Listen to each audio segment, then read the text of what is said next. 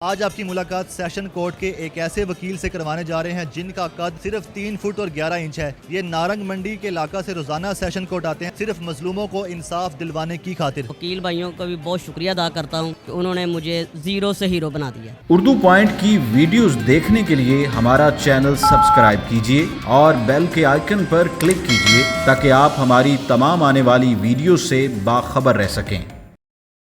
तूफानों से लड़ने का शौक हो जिनको, आंधियों से वो घबराया नहीं करते। अस्सलाम वालेकुम, उर्दू पॉइंट में खुशामदीद। मैं हूं आपका मेज़बान उस्मान भट्ट। इनसे जानते हैं कि इनका ये सफ़र कैसे शुरू हुआ, वकील कैसे बन गए, यहाँ पर सेशन कोर्ट में कैसे ये पहुँचे, इनकी मुश्किलात के बारे में जानते हैं इनसे। जी भाई, ये बताएं कि आप वकील कैसे बन गए? मतलब आपको ये कब से शौक़ था कि मैंने वकील ही बनना है, इंसाफ दिलवाना है? आपको इंसाफ दिलवाने में दिलचस्पी कब और क्यों हुई? स्टार्टिंग में जब मैंने स्टडी स्टार्ट की तो उस वक्त तो कोई जहन में नहीं था कि किस डिपार्टमेंट में जाना है। जो ही मैं स्टेप बाय स्टेप अपनी स्टडी को मैंने कंप्लीट किया तो पहले किसी और डिपार्टमेंट में जाने का शौक़ था। फिर उसके बाद हाइट इशू की वजह से और वैसे भी मैं नसीम हसन शाह साहब, वो मेरे आइडियल हैं, उनको मैंने उनकी लाइफ पढ़ी, मैंने देखा उनको, तो फिर मुझे लॉ में जाने का शौक़ हुआ। मैंने लॉ में एडमिशन लिया और LLB पास किया और अल्हम्दुलिल्लाह 4 साल से मैं प्रैक्टिस कर रहा हूँ। तो अल्हम्दुलिल्लाह बहुत अच्छा एक्सपीरियंस है। ये वकालत का शोबा मैं समझता हूँ सब शोबों में से बेस्ट शोबा है, क्योंकि इसमें आप लोगों को इंसाफ दिलाते हैं और कोशिश कर रहे हैं, इंशाल्लाह ताला भरपूर कोशिश करेंगे इंसाफ दिलाने की। अच्छा अली भाई, ये बताएं कि आपकी उम्र इस वक्त 27 साल है। आपको कब पता चला कि आपकी हाइट अब रुक गई है? वो कौन सी आपकी एज थी जब आपको ये पता चला कि यार अब मेरी हाइट नहीं बढ़ी, कोई मसला है? तकरीबन मैट्रिक के बाद मुझे थोड़ा सा फील हुआ कि ये इश्यूज़ हैं, तो चेकअप वगैरह भी करवाया, तो उसके बाद मतलब लगा। और आपकी हाइट कम है या आपके घर में किसी और को भी ऐसा मसला है? नहीं, घर में सारे नॉर्मल हैं, सब ठीक हैं। तो छोटी हाइट की वजह से जब आप कॉलेज गए, आगे तालीम हासिल की, फिर आप वकालत में आ गए हैं, लोगों के कैसे रवैये देखे स्कूल कॉलेज में और अब यहाँ पर जब आप वकालत कर रहे हैं? अल्लाह का बड़ा शुक्र है, इतना शुक्र है कि मैं आपको बता नहीं सकता कि मैंने स्कूलिंग की, उसके बाद कॉलेज गया, यूनिवर्सिटी गया और अब प्रैक्टिस कर रहा हूँ वकालत में। कहीं भी जगह पे, किसी भी जगह पे मुझे किसी भी किस्म की मुश्किलात का सामना नहीं करना पड़ा। हर एक ने बड़ा मुझे करेज किया है और तमाम वकला भाइयों ने मुझे बड़ी इज़्ज़त दी है, बड़ा प्यार दिया है, मोहब्बत दी है, मुकाम दिया है, नाम दिया है और मुझे एक लीडर बनाया है। तो मैं वकील भाइयों का भी बहुत शुक्रिया अदा करता हूँ कि उन्होंने मुझे ज़ीरो से हीरो बना दिया। वाकई ये बात तो हमने भी देखा कि जितने भी वकील हैं यहाँ पे आपसे बड़े मोहब्बत से मिलते हैं। ये बताएं कि जब आप जज साहब के सामने पेश होते हैं, रोस्टरम काफ़ी ऊंचा होता है, तो वहाँ पर आप किस तरह जज साहब से आर्ग्यूमेंट करते हैं? उसके अलावा जो आप डॉक्यूमेंट्स जमा करवाते हैं उसमें कोई मुश्किल नहीं पेश आती? रोस्टरम ऊँचा है लेकिन इतना भी ऊँचा नहीं है, मतलब मैनेज हो जाता है, कोई ख़ास ऊँचा नहीं है, मैनेज हो जाता है। जज साहब को कैसे कन्विंस करते हैं? कोई ट्रिक है आपके पास? जज साहब को कन्विंस करने का एक ही तरीका है कि आपके पास लीगल पॉइंट्स होने चाहिए, आपको लॉ का नॉलेज होना चाहिए, यही है और इसके अलावा कोई और तरीका नहीं है। 4 साल हो गए हैं आप इसकी प्रैक्टिस कर रहे हैं। कानून को कितना ताकतवर देखा आपने अब तक? कानून सबसे ताकतवर कानून है और कानून की इम्प्लीमेंटेशन अदारे करवाते हैं और इससे ज़्यादा ताकतवर कोई अदारा नहीं है। कानून ही सबसे ताकतवर है, कानून के आगे सारे कमज़ोर हैं, चाहे वो कोई भी शोबा है, पुलिस लगा लें, हमारी फ़ौज पाकिस्तान लगा लें या जज साहब, कोई भी है, सब कानून के ताबे हैं। अच्छा ये बताएं कि 4 साल हो गए हैं आपके और इन 4 सालों में आपने कई केस हारे भी होंगे और कई जीते भी होंगे। हारने पर कितना दुख होता है और जीतने पर खुशी कितनी होती है? हारने पे और जीतने पे दोनों पे आपको सीखने को मिलता है। जब केस कोई वकील साहब हार जाते हैं तो वो इसका मतलब ये नहीं है कि वो केस हार गए हैं या उसके बाद इनकी प्रैक्टिस ख़त्म है, तो बड़ा कुछ सीखने को मिलता है। तो जीतने पे भी खुशी होती है लेकिन उससे भी हमें सबक मिलता है कि कुछ कमज़ोरियाँ होती हैं, उसको भी हम बाद में कवर करते हैं। और हार जीत का सवाल जो आपने पूछा वो ये है कि वकील कभी हारता नहीं है। अगर हम किसी केस में समझे कि अगर हार जाते हैं तो वो हार नहीं होती, इसलिए केस जब हार जाते हैं उसमें बहुत कुछ सीखते हैं, अपने सीनियर से, अपने कोलीग से बहुत कुछ सीखने को मिलता है। फिर नेक्स्ट टाइम जो हम उसकी कमज़ोरियाँ जो होती है केस में वो हम कवर करते हैं। अच्छा, अक्सर क्लाइंट्स होते हैं झूठ बोलते हैं आके, मतलब कि आपको कहेंगे जी हमारे साथ ये हुआ है लेकिन ऐसा हुआ नहीं होता। आप किस तरह उनको पकड़ते हैं? मतलब क्लाइंट्स को क्या कहते हैं कि सब कुछ सच बताओ अगर केस जीतना है, तो इस तरह से कोई ट्रेजेडी इस्तेमाल करते हैं? केस जब आता है ना हमारे पास तो डॉक्यूमेंट्स जो होते हैं वो सबसे बड़ा सबूत होते हैं, तो केस को देख के पता चल जाता है, 90% तो पता चल जाता है कि केस में क्या है। क्लाइंट को चाहिए तो यही है कि वो सच बोले, वकील के साथ लाजमी सच बोलना चाहिए, लेकिन नहीं बोलते सच, कई दफ़ा नहीं भी बोलते, लेकिन पता चल जाता है कि इस केस में कितनी जान है और कितनी सच्चाई है केस में। जो हालात वाक़यात होते हैं, फैक्ट्स होते हैं, पता चल जाता है। अच्छा ये बताएं कि आपका इंटरेस्ट किन केसेस में होता है, फौजदारी के मुकदमात में होता है या सिविल में होता है, किन केसेस में होता है, और उसके अलावा आप केस देखते हैं या फेस देखते हैं? नहीं, वैसे तो फ़िलहाल तो ओवरऑल कर रहे हैं सारे केसेस, सिविल भी, क्रिमिनल भी, फैमिली भी, टैक्स वगैरह सारा कुछ कर रहे हैं, लेकिन जो मेरा शौक़ है वो क्रिमिनल केसेस है, उनमें मैं इंटरेस्टेड हूँ। अगर आप फेस की बात कर रहे हैं, कोई भी क्लाइंट वो हमारे लिए उतना ही मोहतरम होता है जितना कोई ताकतवर।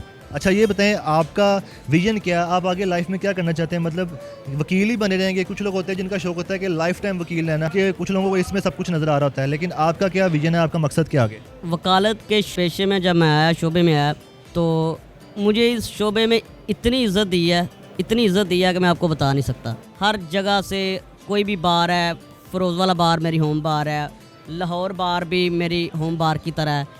जिस बार में भी गए हैं, जिस वकील साहब से भी मुलाकात हुई है, सब ने मुझे इज़्ज़त दी है, मुकाम दिया है और प्यार दिया मुझे। जस्टिस बनने का मुझे शौक़ है, तो क्योंकि चीफ़ जस्टिस नसीम हसन शाह साहब वो मेरे आइडियल थे, अल्लाह पाक उनकी मग़फ़िरत करे, तो मेरी पूरी कोशिश होगी कि मैं भी जस्टिस बनूं। ये बताएं आप वकील हैं और वकीलों की बड़ी इज्जत होती है, फैमिली में बहुत इज्जत होती है, सब लोग जानबूझ के मतलब कि कोशिश करते हैं आपसे ताल्लुकात बन ही रहे हैं। आपकी फैमिली में कैसे ताल्लुकात हैं, दोस्तों के साथ कैसे ताल्लुकात है जो आपके वकील नहीं है, जो दूसरे दोस्त हैं, उनके साथ कैसे ताल्लुकात? वकालत ऐसा शोबा है कि वाकई आपकी बात ठीक है कि इसमें हर बंदे की कोशिश होती है कि वकील साहब के साथ ताल्लुक़ बढ़ाया जाए, क्योंकि कोई ना कोई काम पड़ता रहता है। लीगल मामलात में, फैमिली में भी माशाल्लाह बहुत ज़्यादा प्यार है, इज़्ज़त है, और सारे ही चाहते हैं, हर वकील के ये है, हर वकील के साथ ताल्लुक़ बनाना चाहते हैं लोग और अच्छा ताल्लुक़ बनाते हैं। और दोस्तों के साथ भी बड़ा प्यार है, जो नॉन वकला हैं वो भी राब्ता करते हैं, उनका कोई केस वगैरह हो, अब 10-10 साल, 15-15 साल पुराने लोग भी दोस्त जो हैं वो राब्ता करते हैं। शायद अगर कोई और शोबा होता तो उसमें ये सारा राब्ता ना होता और ना ही इतनी सोशल होते। आपके सुनहरी सिल्की बाल हैं, मूछें भी रखी हुई हैं आपने, तो ये बताएं लड़कियां तो आप पर काफ़ी फिदा होती होंगी, ऊपर से आप वकील भी हैं। इस सवाल का मैं क्या जवाब दूं? शादी का क्या प्लान है, कब शादी करवाने जा रहे हैं और किस तरह की लड़की? क्या लड़की भी वकील होनी चाहिए या किसी और प्रोफेशन से हो? इंशाल्लाह शादी इसी साल में। तो लड़की जो अल्लाह को मंजूर हुआ, वकील हो या जो भी हो, वो अल्लाह को पता है। अपनी एक ख्वाहिश होती है ना कि कुछ लोगों की होती है जैसे जो मेरा प्रोफेशन है और मेरी शादी भी उस लड़की से हो जिसका वही सेम प्रोफेशन हो, ताकि हम एक साथ चलें, हमारे आपस में एक तरह के मतलब ताल्लुकात, हम एक दूसरे को अंडरस्टैंड कर सकें, वो मेरी मजबूरियाँ समझे, मैं उसकी मजबूरी समझूँ, तो इस तरह से होता है ना? नहीं, ये मेरी कोई विश नहीं है कि वो वकील हो या किसी और डिपार्टमेंट में हो या हाउस गर्ल ही हो, ये मेरी कोई विश नहीं है। जो अल्लाह को मंजूर होगा, जैसे मंजूर होगा वैसे इंशाल्लाह ताला। तो बाकी लाइफ पार्टनर तो आपका जो भी हो वो आपको समझना चाहिए दोनों को, एक दूसरे को। एक वकील को कितनी मेहनत करनी पड़ती है वकील बनने के लिए? इसके अलावा वकील बनने के बाद जब वो केसेस देखता है, दिन रात कितनी मेहनत करता है, किस तरह केसेस देखता है, क्या अपने दीगर काम छोड़ देता है, बस इन्हीं कामों में लगा रहता है? वैसे तो ज़िंदगी है ही स्ट्रगल का नाम, कोई भी शोबा है उसमें स्ट्रगल की ज़रूरत है।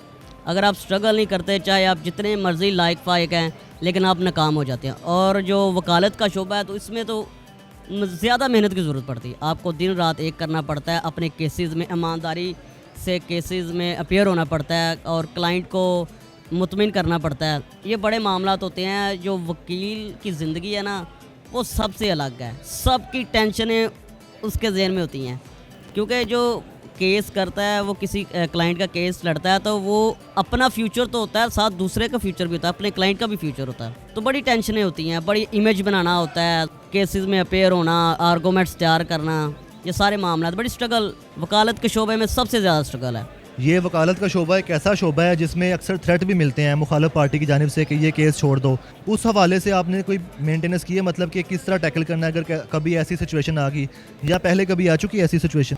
नहीं, फ़िलहाल तो मुझे तो नहीं आया अल्हम्दुलिल्लाह, लेकिन थ्रेट्स आपको इसी सूरत में मिलते हैं कि जब आप किसी केस में पर्सनल हो जाते हैं, बहुत ज़्यादा पर्सनल हो जाते हैं। तो हमारा एक शोबा है, इसमें आप ईमानदारी से मेहनत ज़रूर करनी चाहिए और वकील साहबान करते हैं मेहनत, लेकिन इसमें जब हम पर्सनल हो जाते हैं ना किस केस में, फिर थ्रेट्स मिलते हैं।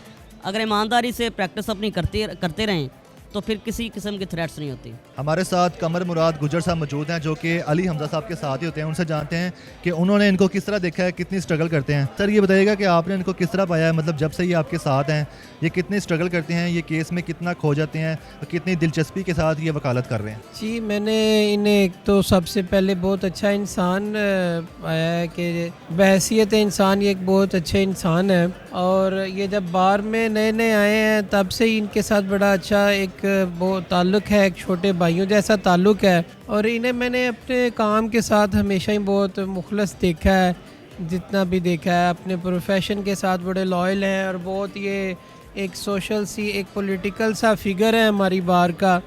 और माशाल्लाह जी अपने वकालत के काम के साथ साथ ये अपनी सियासत के साथ भी बहुत सिंसियर है। इनकी बातों से लगा कि ये वकालत करते हैं डेडिकेशन के साथ। आप इनको मुस्तकबिल में जो इनका ख्वाब है ये चीफ जस्टिस बने, आप समझते हैं कि ये ख्वाब पूरा हो सकता है?